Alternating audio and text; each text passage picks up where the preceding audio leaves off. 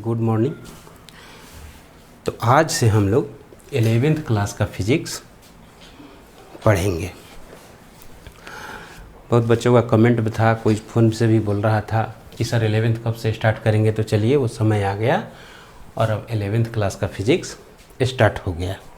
अच्छा, इस 11th class का कहने का मतलब कि सारे टॉपिक 11th क्लास के होंगे, लेकिन लेवल आईआईटी का भी होगा, नीट का भी होगा, यानी हर तरह के प्रॉब्लम हम लोग यहाँ देखेंगे।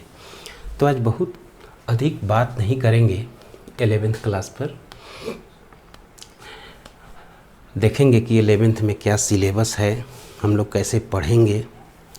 और एक चीज़ और बता दें कि 11th क्लास का फिजिक्स जो है ना 12 से ज़्यादा इंटरेस्टिंग भी है और ज़्यादा इम्पोर्टेंट भी है। कारण कि एक तरह से कहिए बेसिक है, क्योंकि 11th क्लास के 12 का जो एप्लीकेशन है सारे 12 क्लास में मिलेगा।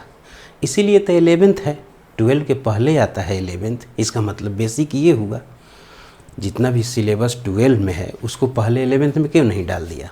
इसीलिए सारे फंडामेंटल रूल्स सब 11th क्लास में पढ़ना है, चाहे वो वेव से रिलेटेड हो, मैकेनिक्स हो, energy conservation, momentum conservation, Newton's law, ये सब क्या है, सब फंडामेंटल रूल से बना हुआ चैप्टर है। तो सबसे पहले चलिए देखते हैं कि 11th क्लास में सिलेबस क्या है। तो सिलेबस क्लास 11th का देखिए, 11th क्लास में पूरे हम सिलेबस को 3 ग्रुप में बांटते हैं। पहला हो गया मैकेनिक्स, ये क्या हो गया, मैकेनिक्स। इसको तो आप जो भी कहिए, फिजिक्स का जान कहिए, फिजिक्स का जहान कहिए, फिजिक्स के पिलर कहिए, सब कुछ आप इसको कह सकते हैं, क्योंकि ये सबसे बेसिक और सबसे इंटरेस्टिंग भी और सबसे इम्पोर्टेंट भी है। क्यों? क्योंकि ये सिलेबस जो होता है 11th क्लास के करीब करीब 65 to 70% कवर भी करता है। और दूसरी चीज़ कि सारे फंडामेंटल रूल्स इसमें लगभग पढ़ने के मिल जाते हैं। ठीक है, तो ये हो गया मैकेनिक्स। इसमें आपको 2 पार्ट, एक हो गया काइनेमेटिक्स और दूसरा हो गया डायनेमिक्स। तो काइनेमेटिक्स में हम लोग मोशन पढ़ते हैं, ठीक ना, लेकिन ये नहीं जानते हैं कि मोशन हुआ क्यों। इसको हम लोग डिटेल में देखेंगे, अभी तो मैं सिलेबस चर्चा कर रहा हूँ। यहाँ हम लोग बस इतना ही जानते हैं कि मोशन हो रहा है, लेकिन क्यों हो रहा है ये सब नहीं, ठीक ना। आम खाने से मतलब, किस पेड़ से मतलब नहीं है कि किस पेड़ का है। डायनेमिक्स, यहाँ होता है डायनेमिक्स, मतलब मोशन क्यों हो रहा है। तो मोशन क्यों हो रहा है वो तो हम लोग पढ़ेंगे तो देखेंगे। और इसमें न्यूटन का बोलबाला ज़्यादा रहता है, क्योंकि इसमें न्यूटन जी को बहुत ज़्यादा पढ़ना है कि नहीं। न्यूटन के बिना काम ही नहीं चलने वाला है डायनेमिक्स में। तो ये 2 पार्ट में मैकेनिक्स बढ़ जाता है। फ्लूइड मैकेनिक्स में भी यही है, मैं उसको भी इसी में ले लिया हूँ, fluid mechanics, properties of matter mechanics में ही। तो ये हो गया मैकेनिक्स, जो कि बहुत इम्पॉर्टेंट है और कंपटीशन में भी बहुत सारे क्वेश्चन इससे पूछे जाते हैं। ठीक है, तो हर स्टूडेंट को इसको तो बहुत डीप में पढ़ना चाहिए। हम लोग भी इसको देखेंगे बहुत डीप में। अगर दूसरा इम्पोर्टेंट अगर हम चैप्टर 11th का कहें तो वो हो जाता है ओसिलेशन एंड वेव्स। अब देखो आप लोग कि ओसिलेशन एंड वेव्स, केवल वेव्स भी कह सकते थे, लेकिन नहीं, वेव्स में ओसिलेशन भी लगाया हुआ है। एक्चुअली इसमें क्या है कि जब वेव के बारे में आप पढ़ते हो, जैसे वेव चल रहा है, वेव प्रोपगेट कर रहा है, तो जब वेव प्रोपगेट करता है ना, तो वहाँ किसी न किसी चीज़ का ओसिलेशन ज़रूर होता है। अगर मैकेनिकल वेव की बात करें, चलिए साउंड वेव एक मैकेनिकल वेव है। अब क्यों है, कैसे है, वो तो हम लोग वेव में पढ़ेंगे ही। तो जब वेव प्रोपगेट करता है साउंड वेव, तो जो पार्टिकल है ना, हवा में जो पार्टिकल है वो ओसिलेट करता है। क्या करता है? ओसिलेट करता है। अगर कहीं हवा ना रहे, मीडियम ना रहे, तो साउंड वेव ट्रेवल ही नहीं करेगा, क्योंकि ओसिलेशन किसी चीज़ का होगा नहीं।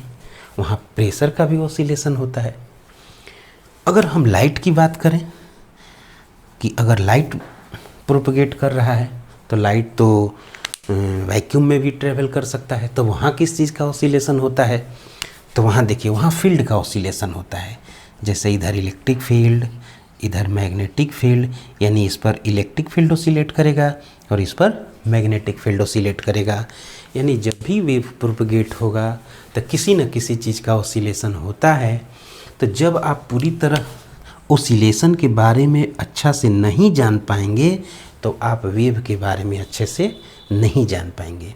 इसीलिए वेव पढ़ाने के पहले ऑसिलेशन पढ़ाया जाता है और पढ़ाना भी चाहिए। नहीं तो ये नहीं समझ में आएगा, क्लियर नहीं होगा। और इसके भी पहले ये, क्योंकि इसका टोटल कंसेप्ट इस पर मतलब इसमें यूज होगा, इसीलिए पहले नंबर पर मैं इसको रखता हूँ और दूसरे इम्पोर्टेंट पर ऑसिलेशन एंड वेव्स। अब थर्ड में आता है heat and thermodynamics. Heat and thermodynamics, देखिए इसमें भी चैप्टर हैं हीट एंड थर्मोडायनेमिक्स। जैसे हीट की बात करें तो उसमें आ जाएगा हीट ट्रांसफ़र आ जाएगा, कैलोरीमेट्री आ जाएगा, थर्मोमेट्री आ जाएगा। थर्मोडायनेमिक्स अगर इसको हम दो पार्ट में बांट रहे हैं तो थर्मोडायनेमिक्स में लॉ ऑफ थर्मोडायनेमिक्स है, फर्स्ट लॉ ऑफ थर्मोडायनेमिक्स है, सेकेंड लॉ ऑफ थर्मोडायनेमिक्स है। उसके बाद आपको कार्नोट साइकिल है, कार्नोट इंजन है। तो इस पर बहुत सारे सवाल मिलेंगे आपको। थर्मोडायनेमिक्स जो है ये हीट से ज़्यादा इम्पोर्टेंट हो जाता है, इससे ज़्यादा क्वेश्चन पूछा जाता है, चाहे वो कंपटीशन हो, चाहे जो भी हो, कॉरस्पॉन्डिंग क्लासेस का जो भी है, खासकर मेंस में, नीट में, चाहे एडवांस में भी हो, इससे क्वेश्चन ज़रूर रहता है। तो थर्ड नंबर पर हम लोग इसको डालते हैं, ठीक है। तो इस तरह से हम लोग देखें कि 11th के सिलेबस में मैकेनिक्स, जो कि बहुत इम्पोर्टेंट है, बहुत इम्पोर्टेंट है, मैं बार बार कह रहा हूँ, ऑसिलेशन एंड वेव्स और हीट एंड थर्मोडायनेमिक्स। और देखिए इसका जो है ना, इसका सारा कंसेप्ट इसमें यूज होगा, इसका सारा कंसेप्ट इसमें भी यूज होगा।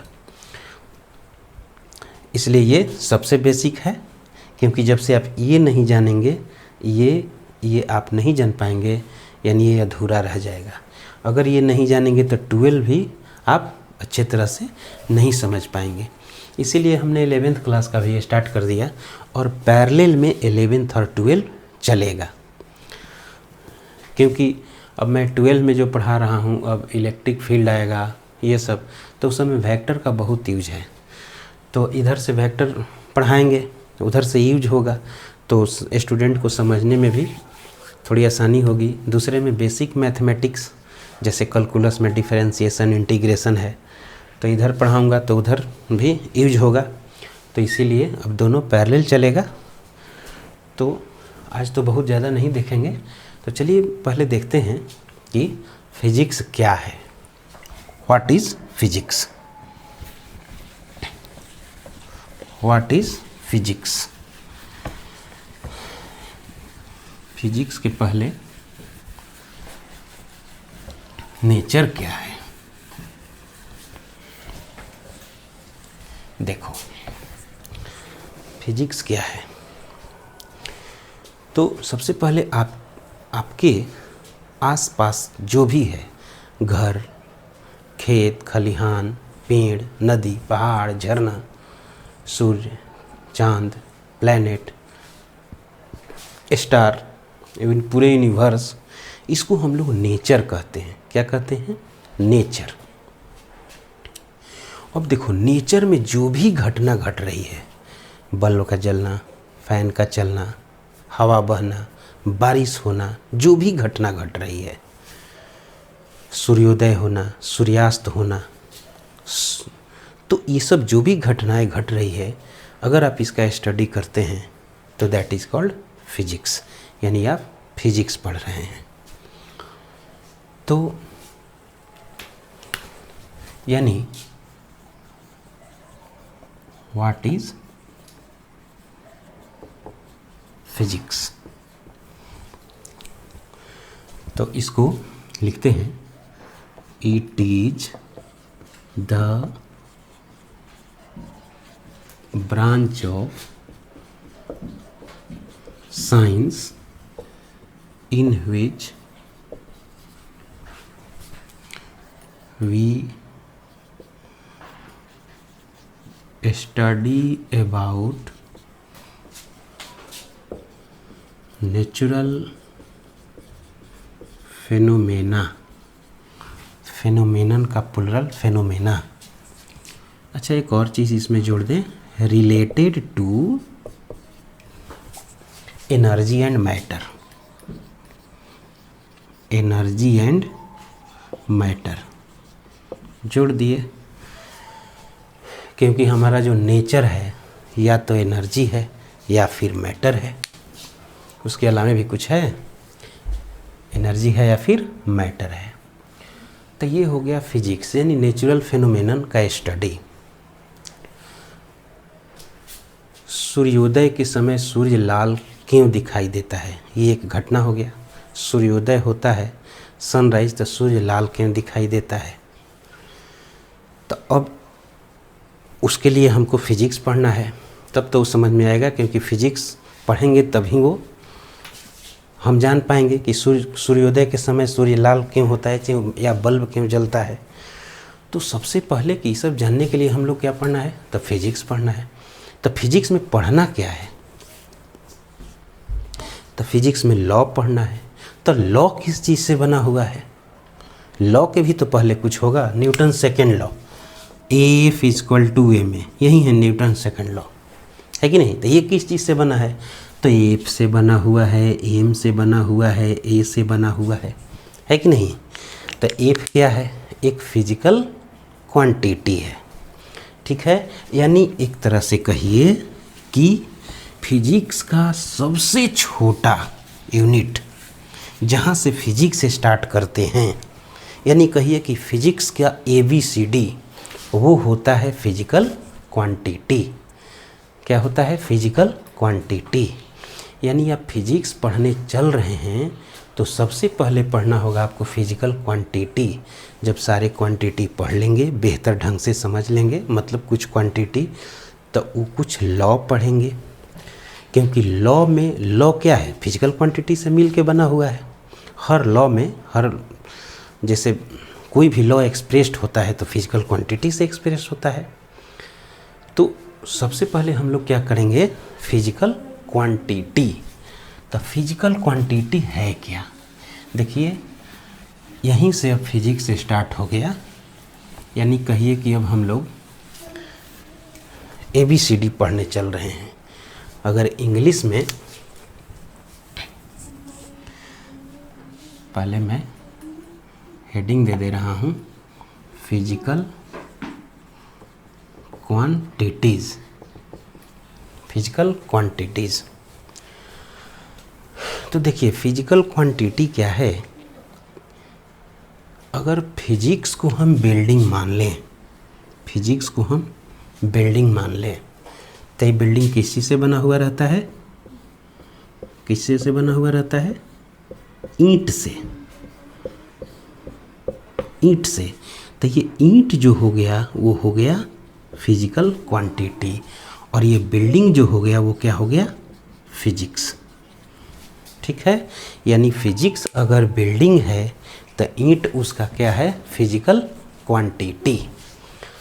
यानी हम कह सकते हैं कि physical quantities are the building block of physics.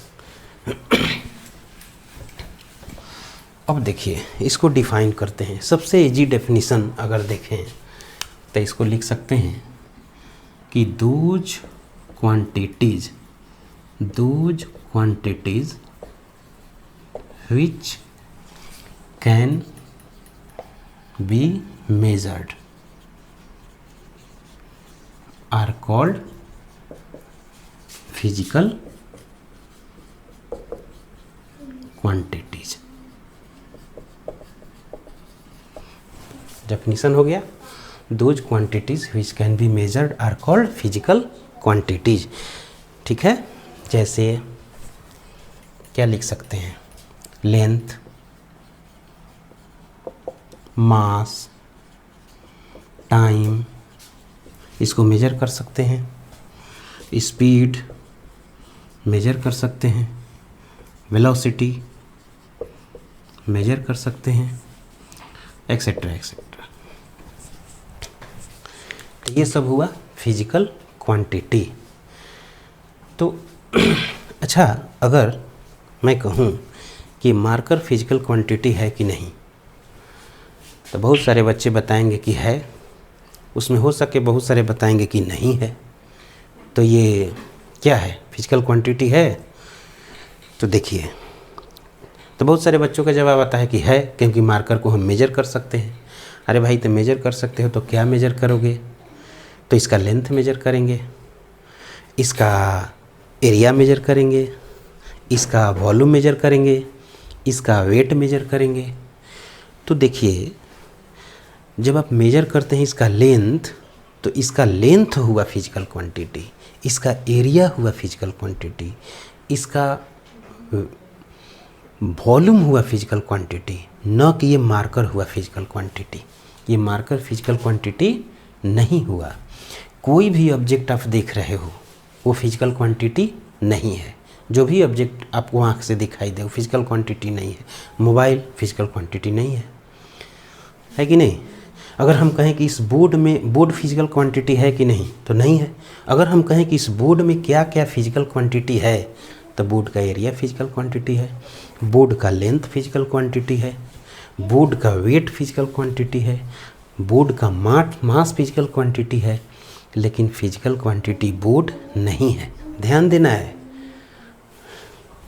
क्या मैं बता रहा हूँ। फिजिकल क्वांटिटी सबसे छोटा चीज़, जहाँ लोग बच्चे कंफ्यूज हो जाते हैं, कहेंगे कि मार्कर तो फिजिकल क्वांटिटी है, तो ऐसा नहीं है। जिस चीज़ को मेजर करते हैं वो होता है फिजिकल क्वांटिटी। अच्छा, एक नॉन फिजिकल क्वांटिटी भी होता है। क्वांटिटी में दो, एक फिजिकल क्वांटिटी और एक नॉन फिजिकल क्वांटिटी। जैसे नॉन फिजिकल क्वांटिटी में वैसा क्वांटिटी आता है जिसको हम लोग को जब देखते हैं तो लगता है कि एक अधिक है एक कम है, लेकिन वो फिजिकल क्वांटिटी उसको मेजर नहीं कर सकते हैं। अब जैसे किसी की सुंदरता के बदले स्मार्टनेस, वो ज़्यादा स्मार्ट है, ये कम स्मार्ट है, तो ये तो हमको पता चल गया कि वो स्मार्ट ज़्यादा है, ये स्मार्ट कम है, वो सुंदर ज़्यादा है, वो सुंदर कम है, वो ज़्यादा ब्यूटीफुल है, ये कम ब्यूटीफुल है, लेकिन इसको मेजर नहीं कर सकते हैं। तो ये क्वांटिटी कह सकते हैं, लेकिन फिजिकल क्वांटिटी नहीं है। फिजिकल क्वांटिटी में वही क्वांटिटी आएगा जिसको हम लोग मेजर कर सकते हैं। ठीक है, तो ये था फिजिकल क्वांटिटी। तो आज तो बस इंट्रोडक्शन था, क्लासेस अब नेक्स्ट वीडियो से स्टार्ट होगा। ठीक ना? अब यहाँ केवल फिजिकल क्वांटिटी को हम लोग डिफाइन किए हैं और डिटेल में देखेंगे कि मेजर करेंगे तब इसका मतलब मैग्नीट्यूड क्या होगा वगैरह वगैरह सब। तो इस तरह से तो अब नेक्स्ट वीडियो में हम लोग नेक्स्ट टॉपिक स्टार्ट करेंगे। तो आज के लिए इतना ही, धन्यवाद।